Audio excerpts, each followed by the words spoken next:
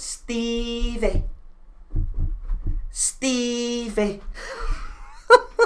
Hello everyone, this is AJ Novo 992 and today we're back for the brand new video. Now I am fully aware, as I fix the chair by the way, by the time this video goes out there and hits out there, that this is the worst kept secret in football, as everyone, including their pet hamsters, knows for damn sure. Rangers Football Club and Steven Gerrard is having a conversation, and there's nothing exclusive or breaking or anything like that regarding today's video. But again, these videos aren't ever supposed to be that. As I sat in front of you the other day and promised I wouldn't go down the old clickbait route or the journalist route and talk about every Tom, Dick and Harry that's actually out there, I would wait for the club to meet somebody and speak to someone before we start diving into it. And ladies and gentlemen, the club and Steven Gerrard are talking, and trust me, we have a lot to talk about. Now, addressing the old elephant in the room, of course, we spoke about Gerrard a couple months ago. After the high of the takeover and during the managerial search, we narrowed in on Gerrard as we believed he was one of the couple candidates that was under consideration by this football club. And again, for me, on the high of the takeover, the fresh buzz, I thought he would be the most logical, probably easiest solution, as he is, of course, the last manager since the great Walter Smith to deliver a league title. I thought it was almost a layup and an easy decision for the football club, and then Dumb and Dumber got in charge and the two Ronnies went ahead and decided that getting a manager that wins around 30% of his games would suddenly transform this football club into a winner. And then suddenly is shell-shocked and terrified that the manager that only wins 30% of his games is came to Rangers and only won about 30% of his games. I cannot stress to you how delighted I am that they two aren't involved with this at all. If there was ever two people that deserve to be grounded, they're right up there, and I'm glad the owners are taking their personal interest in doing what they actually said on their open letter, and they're directly involved in the negotiations, conversations and dreaded meetings. Is that word scary to me now, considering Russell Martin had 7? But again, we can move away from that. And what we're actually here to talk about in today's video is obviously we're going to talk about Gerrard, where we've touched on the 1 and 9, we'll talk about before and after this football club, and why this could make sense and why this could be exactly what this football club needs right now. To say it's a pretty loaded episode is an understatement, so we're just gonna dive right into it. And as we do go on this journey together, by the way, if you didn't mind hitting that like button, that would be absolutely sensational, or consider hitting that subscribe button. It's still over 51.8%, I believe it's now out, of our regular viewers who watches every day still hasn't hit that subscription button. If we can start chopping away at that number, we might just hit that 70k dream as well, which would be incredible. But I know that's on me to go ahead and earn that like and earn that subscription, so let's spend 15 minutes trying to do that then, shall we? Of course, getting into the managerial profile. This is usually the part of the videos we start breaking down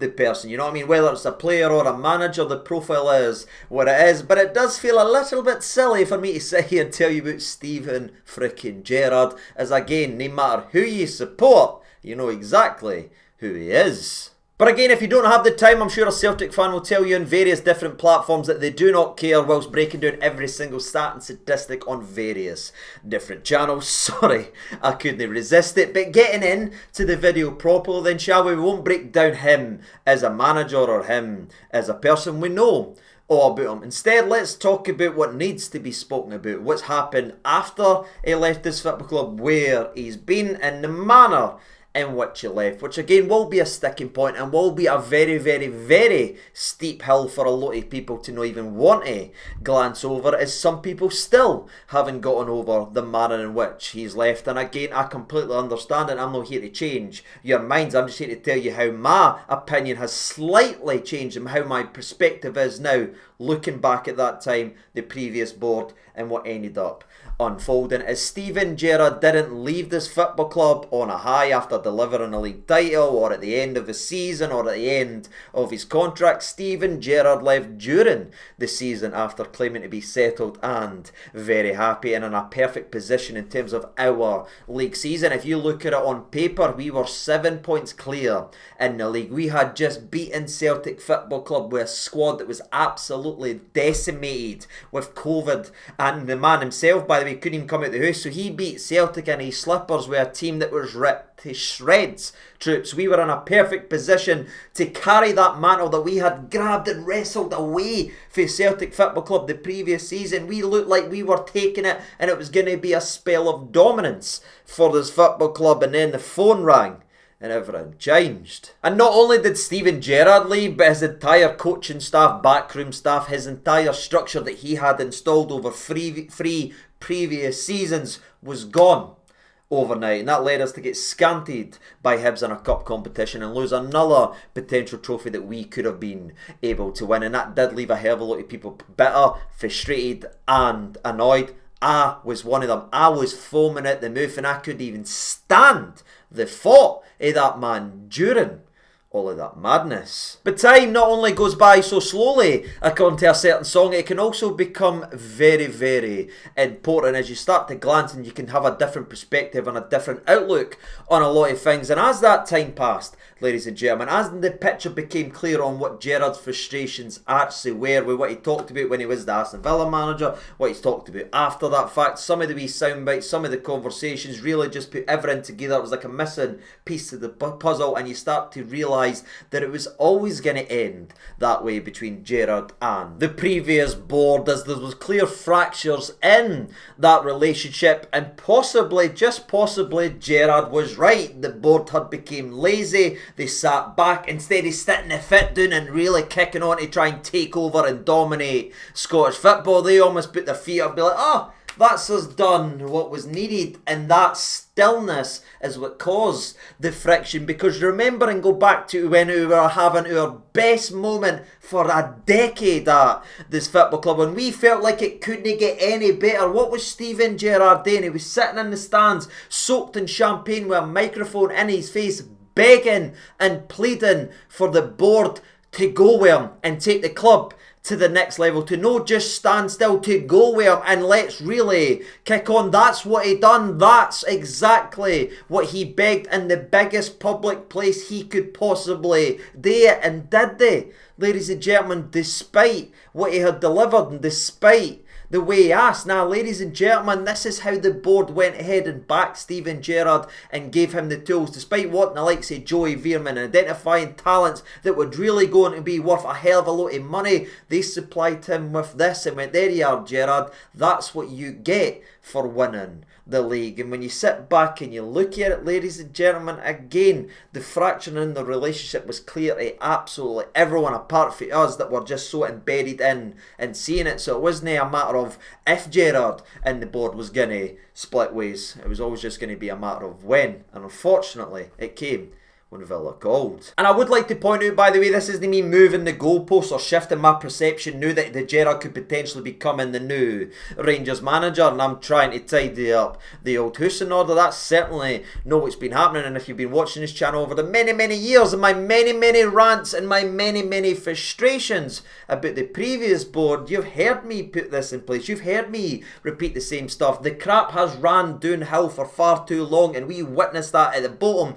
which is the park. But the failings off the park and the mistakes is something we've talked about now for years, and I started to put that in place once I seen the likes of Gio take Gerrard's team that he had built and masterfully lead it to a European final and even win a domestic trophy, and then see what he was then given in terms of his signings as well and what he was allowed to bring in. This has been a long-term problem and a long-term issue at this football club. Gerrard just stood there on the microphone and tried to highlight it, and he never got it. It fractured, and it's just been broken ever since. But there is a new board in there, and we could be righting that wrong of many years ago by bringing Gerrard back in. Maybe it would be poetic, ladies and gentlemen, but it certainly is how I feel, and it's the way I look at the entire thing. But moving on from when Gerrard did rip the heart out my chest, let's talk about the team that he cheated on us with then, shall we? And that was Aston Villa. And just like every little thing, sometimes the grass isn't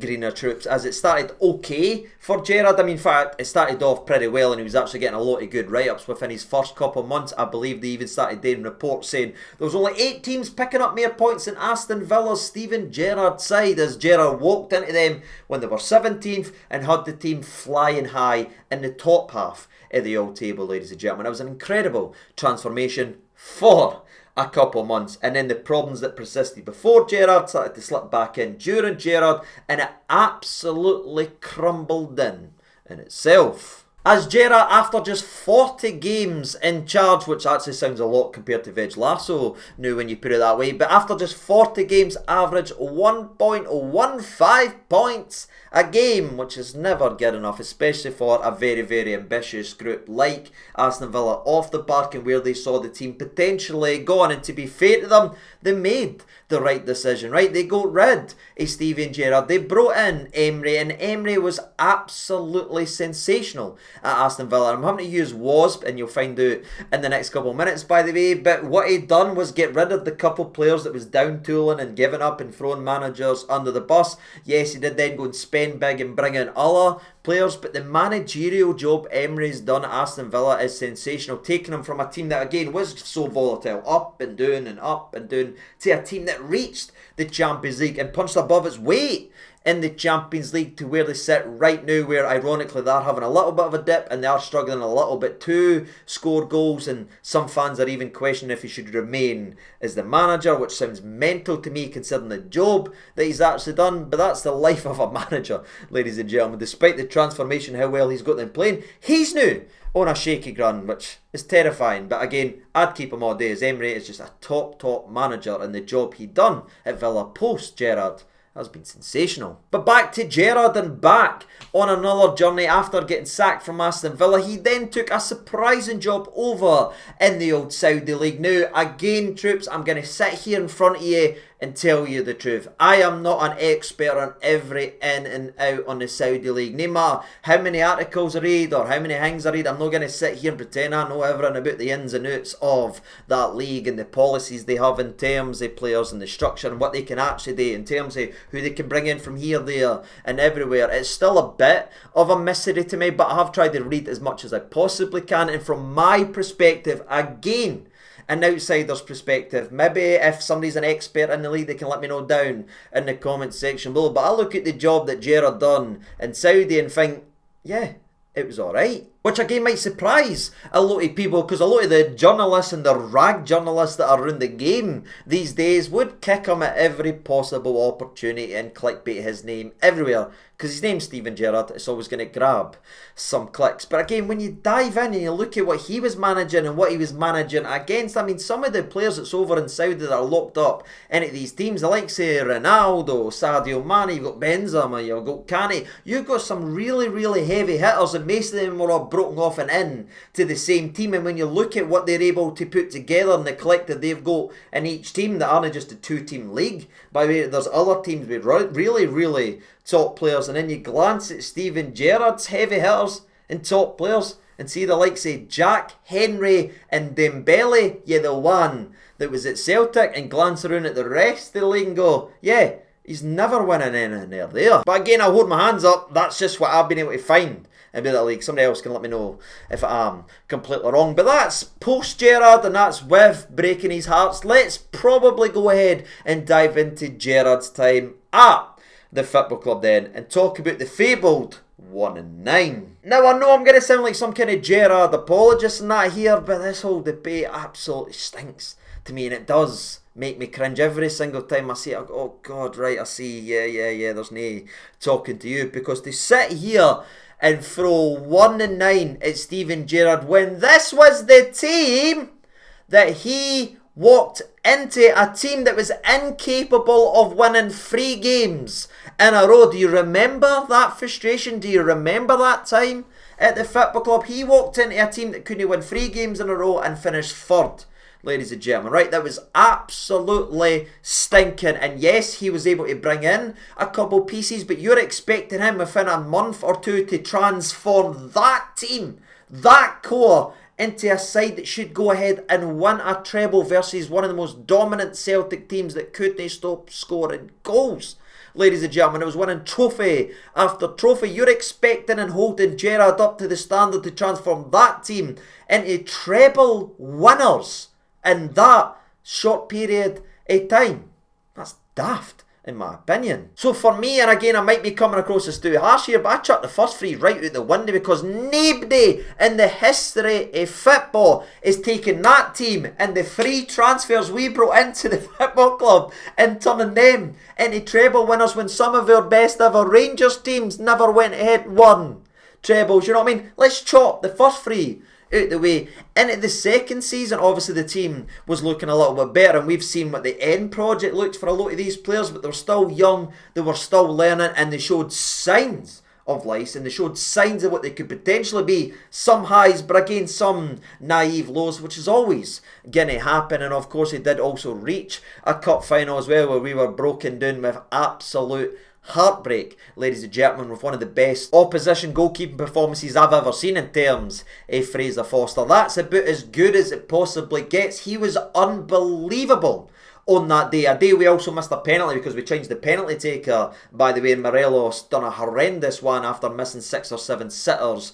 on that day as well, and then we go ahead and get beat with a goal that was offside, that if there's VAR is getting chopped off, ladies and gentlemen. But that's Gerrard's fault for no winning that one, you know what I mean? The linesman and that getting it wrong, that is Gerrard's fault? No, for me, ladies and gentlemen. And again, for the league, there were some brights, there were some highs, there were some lows, but again, the Celtic team, annoyingly, was pretty damn good at football. You look at the striking options, you look at the goals they scored. I mean, they had a guy that was Edward, it was worth about £9 million, and that's what they spent on him, and it was a real £9 million signing, you know what I mean? It wasn't the Fugazi era where they absolutely wasted the O'Reilly money and overpaid. I'm talking about a guy that was a top class player, and he was arguably the number 2 that season. You know what I mean? Sometimes you need to hold your hands up and just admit the other team was probably more complete than us that season, and we were building on our journey, we were climbing up that ladder, but Celtic were at the top at that point as we were trying to get there. And that was the second season, the season where I will hold my hand up and admit there is a conversation and there is a debate for this team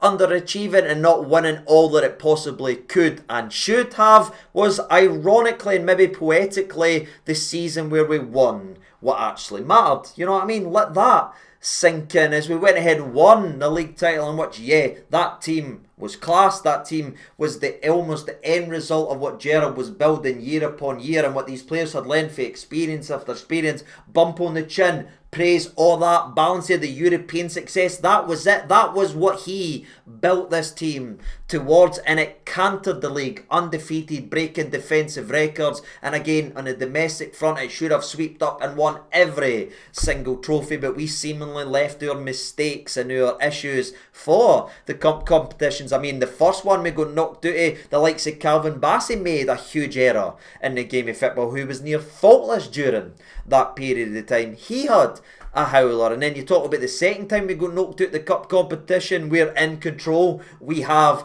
what it seemingly is the opportunity to kick on and qualify for the next round, and then Kamal Roof tries to repeat his halfway line shot versus St Johnstone, tries to score for long range, which gives St Johnstone the ball back, and they hit one long ball, and then they put the ball into the back of net 60 seconds later. And those little micro moments and those little mistakes did come back to haunt us, but again, it was only in the cup competitions. The league was absolutely faultless, and I think if you asked any Rangers fan, in fact I know this, I didn't need to ask it, what would you rather win, a couple trophies domestically or the league, I think they would pick the league every damn day. And that's what Gerrard delivered. So I didn't see the debate. Now again, maybe I'm starved of success now and I build that man up and I'll overlook what I probably shouldn't overlook, but he was the last guy to deliver us a league title. That league title was badly needed after everything we had been through and all the batterings and the humpings and the way he transformed us both on the European stage and from being Celtic's punch bag to being undefeated in 7 and beating them in slippers, and the run we went ahead and done. The work he put in when he was the manager was absolutely sensational, and I can't sit here and lie and look you directly in the face and hope and pray this man comes up and tidies up yet another mess. It's not the same level of messy what he tidied up previously, but this club is in a mess, and we need somebody strong. We need a character. We need someone right away that's going to demand respect and show these players, if you follow me, if you listen to me, if you back me and do what I say, I can take you from being zeros to heroes in this city right a freaking way. And that's something I can at least go, yeah, it makes sense on paper. Now, is there a chance he comes up here and flops because we've bought the wrong players and it just doesn't work out and you should never go back? Absolutely, ladies and gentlemen. There is that old sentiment in football, you never ever go back as it never ever works out. Gerrard could absolutely fall on his face, but does the reappointment of Gerrard make more sense than bringing in the likes of Russell Martin? Aye, the likes of the Danny Rose and all these other wee philosophy majors that's doing south that plays pretty football. Would I rather get somebody that challenges and holds players and holds this country and calls stuff out in press conferences and doesn't allow nonsense to carry on behind the scenes? Aye, and I'm really a big fan if he brings up who he's potentially bringing up in terms of his coaching staff, as that's putting the right people in the right place. No guys be like, he's working at Rangers. What's he going to tell anybody about winning anything in his entire freaking career? To potentially bringing up his coaching staff, I can sit and say right away it's night and day. And that's what this club needs. But again, I'm going to keep this one on the shorter side because it could all fall apart. This is not a confirmation of Gerrard signing. Again, I'm just talking about someone the club has spoken about. There is financial things to talk about. There's potential tax things to talk about in terms of how much money he's made over there. I imagine he'll be wanting more control of the football club than just being the head coach and letting the idiots go ahead and run the actual show. So there may be a conflict there. It may all crumble down to a dust. You just never ever know. But I promise to sit here and speak to you about guys that Rangers Football Club have spoken about being potentially the Rangers manager. Gerrard is obviously one of them. That's what we're here to talk about today. And would I be fine with him getting announced? Absolutely, for all the reasons we've discussed in today's video. But again, I can completely understand if you're no over the manner in which you left. You can let me know down there in the old comment section below. Now, before we do wrap up today's video, I do actually want to give a special mention and a special shout out to a man named Stephen, who's originally from Glasgow but now lives in the US, as I received an email last night from his wife Annie telling me that he watches every video, he never misses a video, supported the channel for years, which was honestly lovely to hear, big man, and it did put a smile on my face. And as I continued to read the email, I then read that he's obviously been diagnosed in the last 7 days with terminal cancer, which honestly hit me like a brick, man. It was just devastating to absolutely read, and I just wanted to reach out because your wife has reached out to myself, told me you're struggling with the news, and obviously no wonder with what you've just been through. But from me to the big man, I just want to say thank you so much for all the support and the love you've given this channel for the last couple of years, on however long you've been watching this channel. And I hope whatever happens next in the chapter of your life, you and your wife are very, very happy and get to enjoy whatever time you do have. And again, hopefully there is a couple more smiles me and thee can have as well. So I just wanted to reach out. Your wife reached out, emailed me, big man, and I just wanted to say thank you for all the support you've gave me over the last couple of years on the channel, and all the best, big man. I really, really mean that, Stephen. And to wrap up today's video, there is also just a wee quick thank you to the legends that are signed up to the channel legend memberships, and again the supporter range as well. Thank you all so much, everyone. You know what I mean? It is terrifying to think there is people that connect with this channel. You know what I mean? I try just sit here. I don't know why he's watch. I don't know why he's connect the way he's there, but I'm forever thankful for it. And hopefully there will be some smiles. Hopefully there will be some good news coming at this football club very, very soon that we can all enjoy together. But from me to thee, I'll see you in the next video. All the best and bye.